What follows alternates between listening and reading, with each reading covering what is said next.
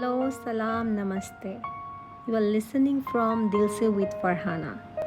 কেমন আছেন সবাই? এই গরমে সবাই বোধহয় একটু খারাপ আছেন, তাই না? কারণ গত কয়েক বছরে এই ধরনের গরম পড়েছে বলে মনে হয় না। নিজের খেয়াল রাখবেন, বেশি করে পানি খাবেন, লিকুইড ফুড খাবেন, লিকুইড খাবার খাবেন এবং একটু ঠান্ডা জায়গায় থাকার চেষ্টা করবেন।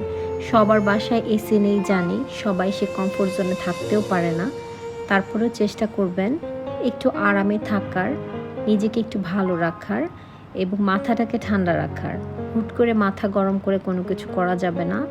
প্রচুর হিট স্ট্রোক হচ্ছে, এই জিনিসটা খেয়াল রাখতে হবে। ফাইবার জাতীয় খাবার বেশি করে খাবেন, একটু কম খাবেন বাট লিকুইড ফুডটা বেশি খাবেন।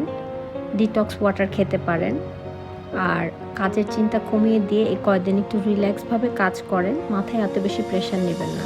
কারণ জীবন তো একটাই, বেঁচে থাকতে হলে আগে সুস্থ থাকতে হবে। আগে নিজের সুস্থতা, তারপরে কাজ।